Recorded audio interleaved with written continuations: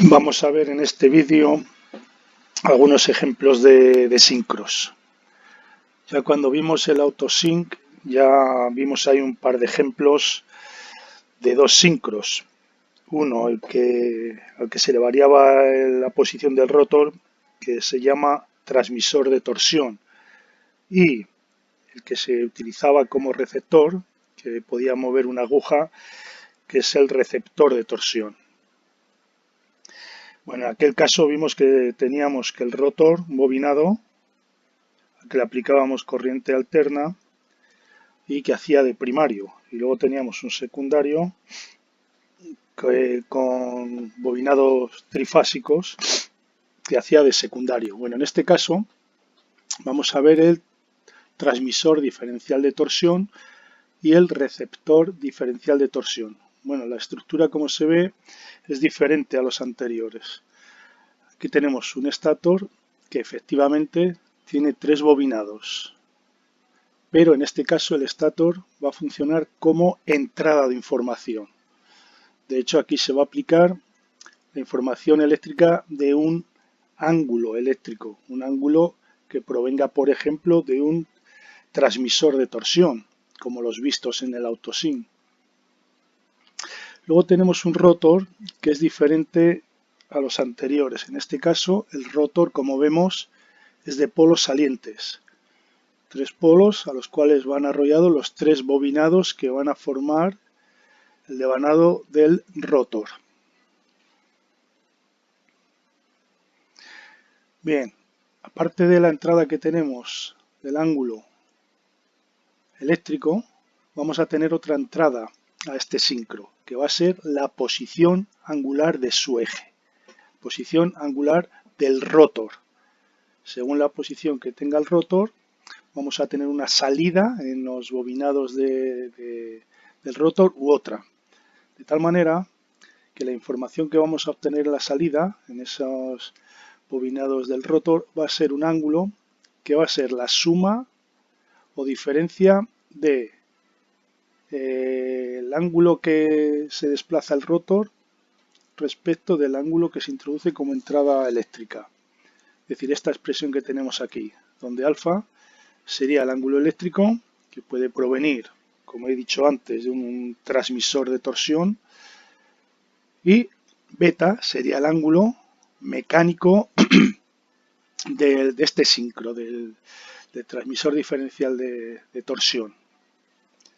Bien, vamos a ver un sistema transmisor de torsión, transmisor diferencial de torsión, receptor de torsión, donde se aplica este sincro. La estructura es la que tenemos aquí.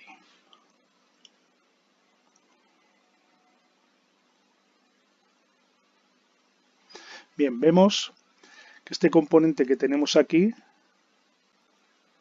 y este componente que tenemos aquí es justamente lo que vimos cuando analizamos el autosync. Vimos que era un transmisor de torsión. Y el que teníamos a la derecha era un receptor de torsión. Y recordamos que conectamos la salida del estator S1, conectábamos con S1, S2 con S2 y S3 con S3. Es decir, los terminales equivalentes del estator los conectábamos juntos. Y que si movíamos, bueno, y alimentábamos el rotor también, como en este caso, con una señal alterna, que va a ser la de excitación para los dos rotores. Y que el funcionamiento era si, por ejemplo, este rotor lo desplazaba, imaginemos que el rotor está acoplado a una superficie de control y esa superficie de control sufre un movimiento. Ese movimiento es el mismo que va a sufrir el rotor al estar aquí adaptado a ella. Entonces este movimiento del rotor hacía que variara el eje magnético en el estator y eso se transmitía al receptor. Por lo tanto, el rotor en el receptor iba a seguir el mismo movimiento que el rotor en el transmisor. Con lo cual, si al rotor del receptor le ponemos una aguja indicadora y esa aguja indicadora lo ponemos encima de una escala graduada, podemos monitorizar qué desplazamiento sufre la superficie conectada a este rotor. Bien, en este caso, a ese sistema simple que teníamos le hemos añadido el transmisor diferencial de torsión. Este que tenemos aquí. Como he dicho antes, tiene dos entradas. Una entrada que va a indicar el ángulo de desplazamiento que va a tener este rotor. Y eso se va a dar de forma eléctrica. Y la otra entrada que va a ser el desplazamiento que se haga del rotor. Desplazamiento angular, mecánico, que se haga del rotor. Y vamos a obtener aquí un desplazamiento angular en el receptor que va a depender de la suma o diferencia de esos ángulos.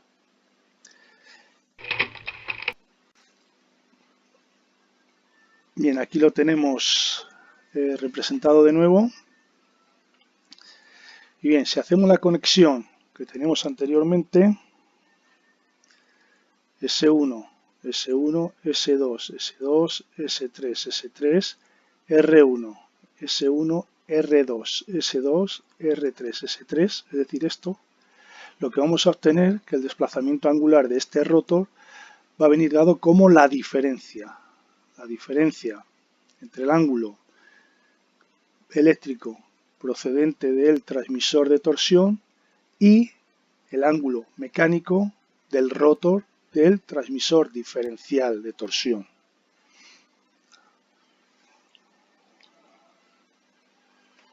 Bien, vamos a ver cómo funciona.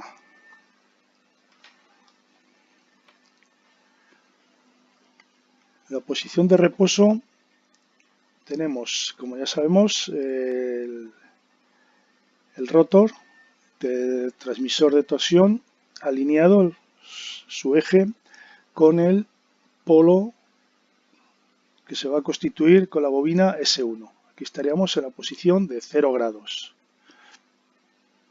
Aquí el rotor, que tiene 3 polos, el rotor correspondiente al polo 1, nombrado como R1, cuando está alineado con el polo del estator S1, pues se considera también que está a 0 grados.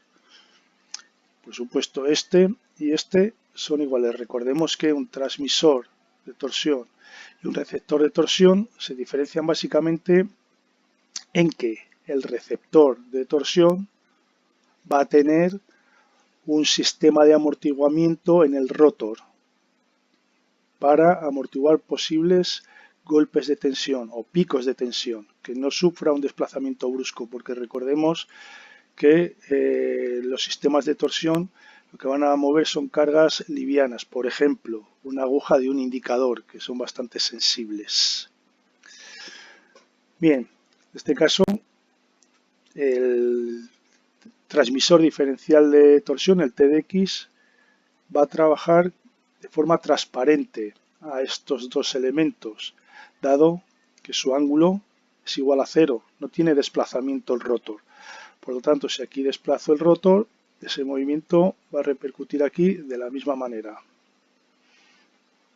Por ejemplo, si desplazo 30 grados el rotor del transmisor, al tener el diferencial, el TDX, a 0 grados, es decir, en su posición nula, no va a afectar al movimiento que va a tener en el receptor de torsión. Entonces, aquí he desplazado 30 grados, he desplazado este eje magnético 30 grados, eso va a repercutir en los voltajes que se van a inducir en las bobinas.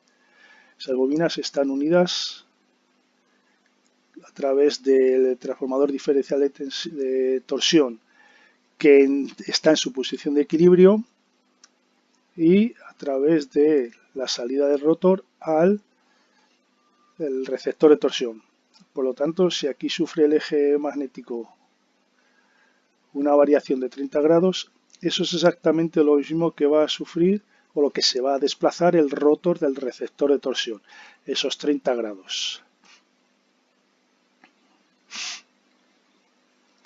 Bien, si desplazamos ahora, hacemos intervenir al transmisor diferencial de torsión, al TDX, hacemos mediante un desplazamiento de 60 grados de su rotor, es decir, mecánicamente desplazamos el rotor 60 grados positivos, antihorario.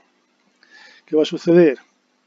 Si desplazamos también 30 grados el rotor del TX, lo que va a pasar con el rotor del receptor es que va a sufrir un desplazamiento de 330 grados, o lo que es lo mismo, un desplazamiento negativo de 30 grados, es decir, en sentido contrario al sentido que se ha movido el rotor del transmisor.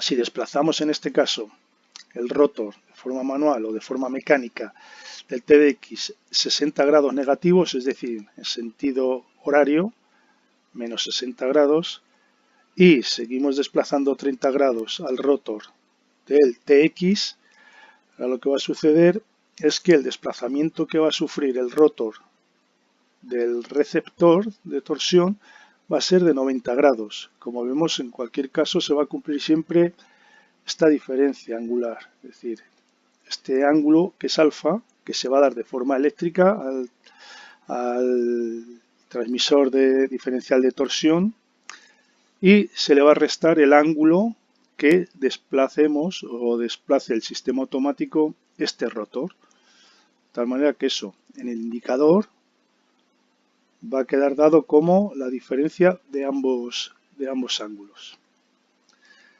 Bien, si lo que se quiere es que el movimiento de este rotor en el receptor sea como consecuencia de la suma de los dos ángulos, es decir, el ángulo que se ha desplazado este rotor y el ángulo que se desplace este otro rotor, TDX, lo que hay que hacer es cambiar las conexiones. Cambiaríamos dos de las conexiones, dos de las fases en cada una de ellas. Por ejemplo, entre el TX y el TDX podemos mantener la S1 con la S1, pero tendríamos que permutar luego la S2 con la S3 y la S3 con la S2. Y además habría que permutar también aquí dos de las conexiones. Podremos mantener R1 con la S1, pero tendríamos que permutar la R2 con la S3 y la R3 con la S2. De esa manera, lo que se va a conseguir es que ahora el desplazamiento angular que va a sufrir este rotor sea como consecuencia de la suma del desplazamiento angular de estos dos rotores.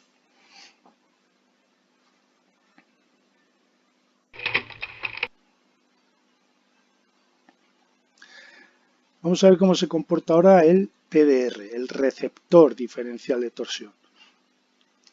Mecánicamente y constructivamente es exactamente igual que el transmisor diferencial. Lo que pasa es lo que he dicho anteriormente en relación con el TX y el TR, ¿no?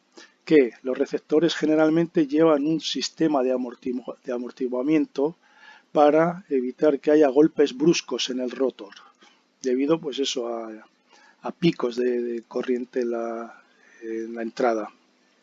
En este caso, como vemos, el rotor actúa como salida. Recordemos que en el caso anterior, en el caso del transmisor, actuaba como entrada. Aquí es como salida. Entonces aquí vamos a tener dos entradas.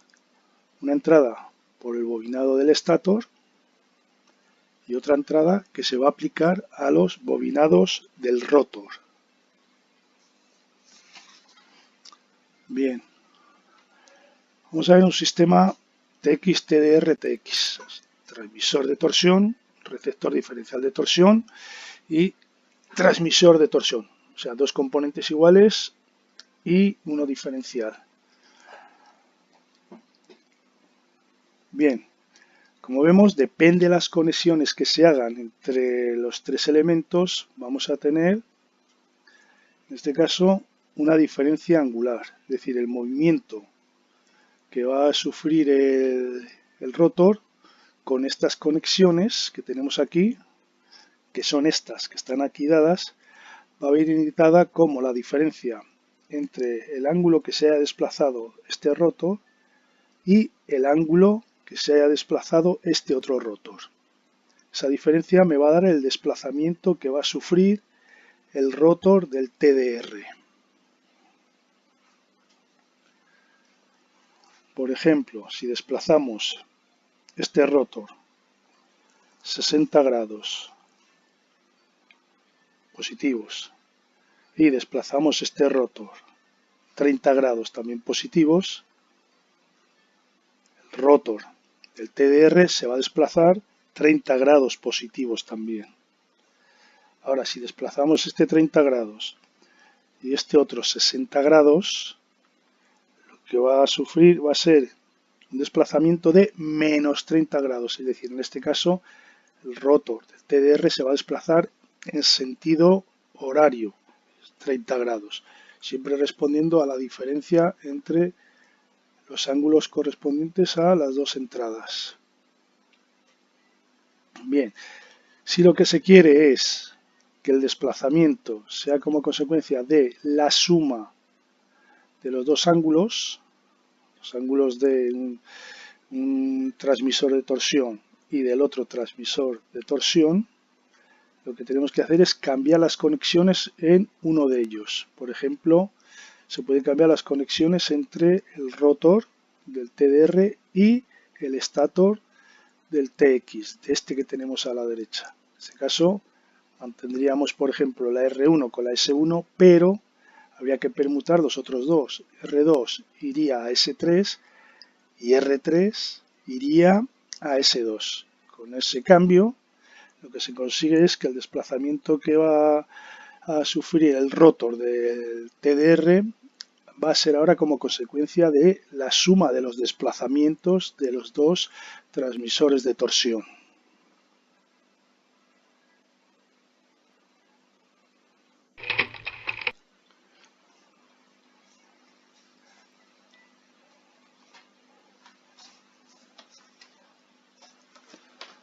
Bien, vamos a ver otro elemento, los sincros de control. Tenemos un transmisor de control que básicamente es igual que un transmisor de torsión. La diferencia, como he dicho, siempre que hablamos de control, sistemas de control respecto a sistemas de torsión, es que los sistemas de torsión se utilizan ya de forma finalista, por decirlo de alguna manera. Es decir, ellos mismos ya componen de por sí el sistema. Son sincros que van a mover cargas pequeñas, por ejemplo, agujas en indicadores. Sin embargo, cuando hablemos de control, estamos hablando ya de que estos elementos están incorporados en sistemas, en servomecanismos, que van a mover cargas más pesadas. Por lo tanto, estos sistemas van a formar parte de otros elementos como amplificadores, un motor, que sería el actuador, el que va a realizar la acción final, y en este caso el transmisor de control o el transmisor diferencial de control o el transformador de control, lo que haría sería formar parte de ese servomecanismo. Bien, como vemos, el rotor en este sincro es diferente del anterior. Aquí tenemos un rotor de tipo tambor.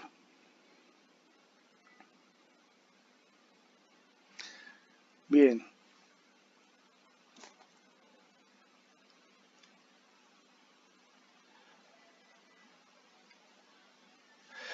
Bien, tenemos que la entrada para el transformador de control está compuesta de dos valores diferentes o dos entradas diferentes. Una entrada que va a ser la eléctrica que se va a aplicar a su estator, que puede provenir, por ejemplo, de un transmisor de control o de un transmisor de torsión. Eso se va a aplicar al estator en forma eléctrica, un desplazamiento angular. Y otra entrada que se va a aplicar al transformador de control a través de su rotor, es decir, un desplazamiento angular en su rotor. Lo que vamos a tener es que en el bobinado de ese rotor, este bobinado que tenemos aquí, vamos a tener un voltaje que va a ser proporcional al seno de la diferencia entre el ángulo mecánico del rotor y el ángulo eléctrico que se le ha dado como información proveniente de otro sincro, es decir, esta expresión que tenemos aquí.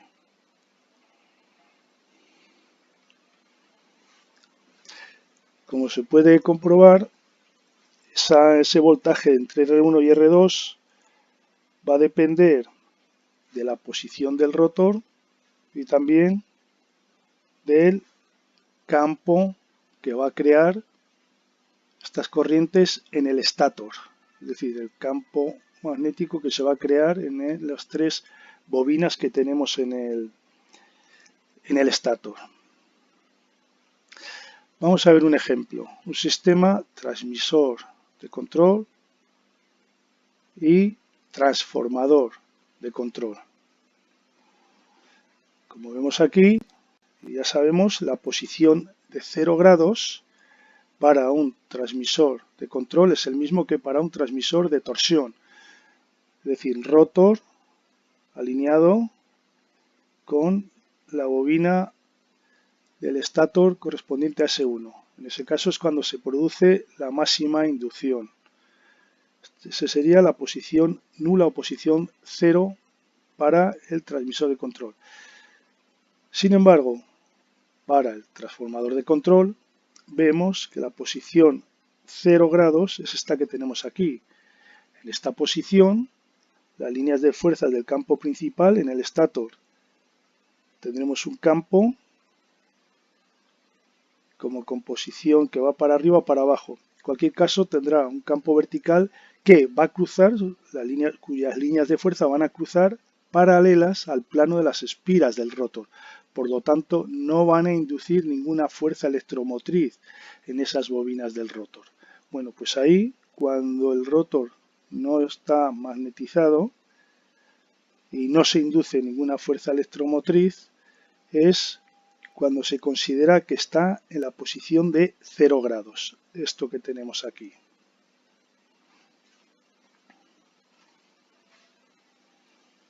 Vamos a ver algunos ejemplos cuando movamos estos elementos, o bien el rotor del transformador de control, o bien el rotor del transmisor de control, o ambos.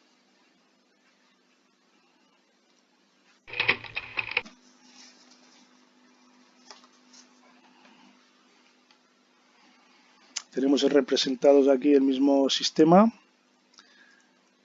y vemos si mantenemos el rotor del transmisor de control a 0 grados, es decir, en máxima inducción, y desplazamos 90 grados positivos el rotor del transformador de control, vemos que en este rotor, las bobinas de este rotor, se va a inducir una fuerza electromotriz, dado que ahora está alineado el eje de ese rotor con el campo magnético de la bobina S1, es decir, ahora todo el flujo de la bobina S1 cruzaría todas las espiras que componen ese rotor, por lo tanto ahí se induciría una fuerza electromotriz en el rotor que sería máxima y además con el giro positivo estaría en fase con la alimentación, con la excitación del rotor del transmisor. Aquí tenemos la excitación que se aplica al transmisor de control y aquí tenemos la salida que vamos a obtener en el transformador de control, es decir, entre el bobinado R1, terminales R1 y R2 del bobinado del rotor. Bien, otro caso. Si mantenemos el transformador de control a 0 grados, es decir, cuando la inducción es nula, su bobinado, y desplazamos sentido negativo 60 grados el rotor del transmisor de control, lo que va a ocurrir es lo mismo que antes. Vamos a tener una fuerza electromotriz, por supuesto, inferior a la anterior. Antes recordemos que estaba alineado y vamos a tener una fuerza electromotriz inferior, pero también en fase, porque si nos damos cuenta, el cambio que ha sufrido este rotor ha modificado el eje del campo magnético del estátor, es decir, lo ha desplazado menos 60 grados. Eso, a través de las conexiones, va a repercutir en el estátor del transformador de control. Va a repercutir de tal manera que se va a desplazar el eje magnético de ese estátor también esos menos 60 grados. Eso es equivalente a decir que el rotor ha sufrido un desplazamiento positivo de 60 grados, es decir, en el mismo sentido que el caso anterior, sentido positivo. Por lo tanto, es lógico que la fuerza electromotriz que se genere en las bobinas de ese rotor esté también en fase con el voltaje que estamos aplicando al rotor del transmisor de control. Sin embargo, si ahora lo que hacemos es variar 60 grados positivos el eje magnético en el transmisor de control, lo mismo de antes, ¿no? Los voltajes que se van a inducir en las bobinas van a ser diferentes a cualquier otra posición que tenga el rotor. En esta posición a 60 grados pues van a ser las que sean, unas fuerzas electromotrices concretas, cuyas corrientes, al estar en el circuito con este otro estator, va a repercutir en este estator haciendo lo mismo, moviendo el eje magnético de ese estator 60 grados, lo mismo que este. Claro, eso es equivalente a mover, o si miramos relativamente, es equivalente a decir que el rotor con respecto al campo magnético se ha desplazado 60 grados, pero en este caso en sentido negativo, es decir, menos 60 grados. No es el mismo sentido que los otros dos casos, por lo tanto, lo que va a ocurrir ahora es que se va a inducir una fuerza electromotriz en el bobinado del rotor, pero en este caso esa fuerza electromotriz, al tener una velocidad o tener un movimiento relativo en sentido contrario, en sentido negativo, esa fuerza electromotriz que se va a generar va a estar desfasada 180 grados respecto a la señal o fuerza electromotriz que se aplica, o voltaje que se aplica a la bobina del transmisor, al rotor a la bobina del rotor del transmisor para la excitación.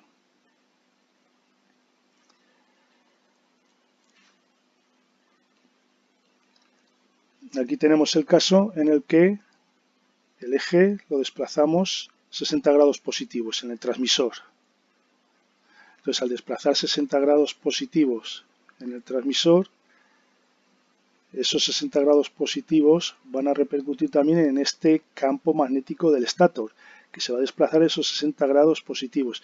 Eso es como si aplicamos un movimiento relativo al rotor de 60 grados negativos. Pero, si nos damos cuenta, en este caso también estamos aplicando al rotor un movimiento de 60 grados positivos, con lo cual, en este caso, el movimiento relativo que va a haber entre el campo del estátor y el rotor va a ser un movimiento, va a ser una posición nula.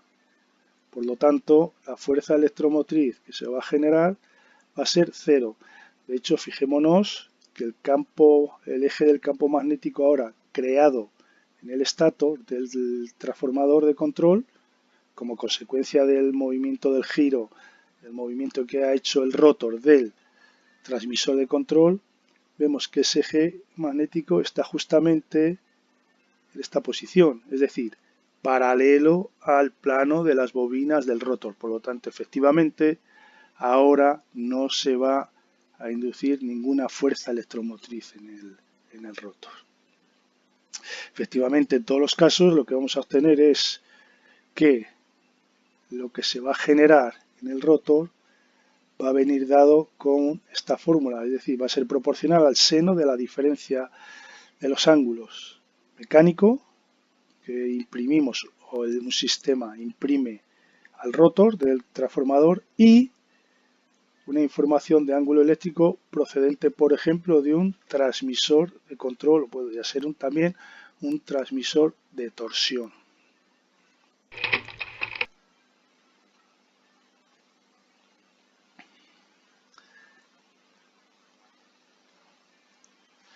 Bien, vamos a ver la aplicación de estos últimos sincros que hemos visto.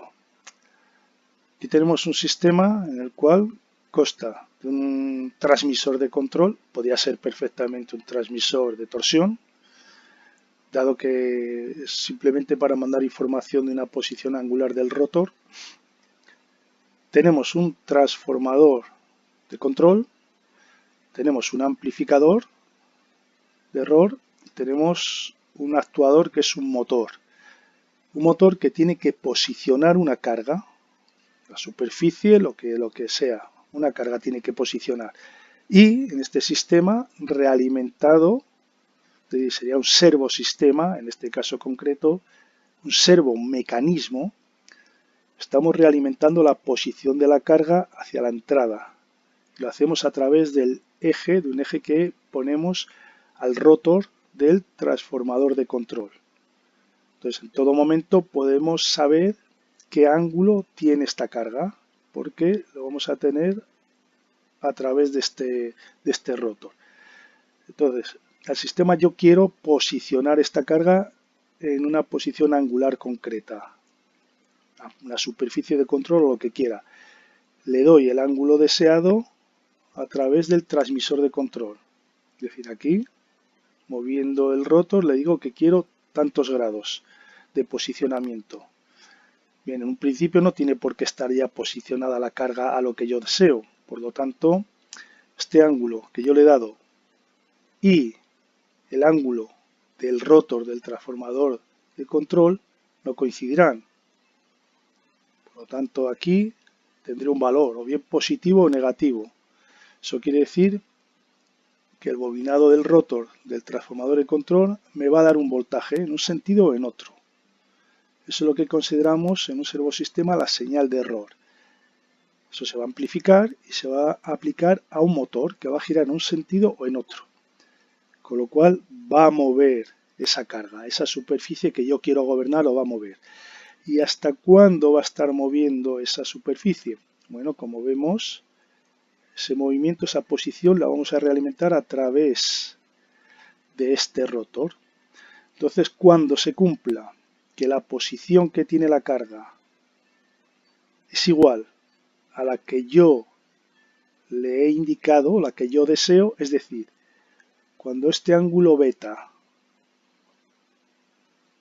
del rotor del transformador de control sea igual que este ángulo alfa que yo le he indicado que quiero, esta expresión se hace cero. Quiere decir que ya no nos da ninguna salida el rotor del transformador de control. Eso quiere decir que en ese momento el motor se para. Ya he conseguido que esta superficie o esta carga esté a la posición angular que yo quiero. Si la posición angular de la carga se tiende a salirse por alguna perturbación, eso va a tener repercusión en este rotor. Ya no van a ser iguales el ángulo beta y el que yo quiero.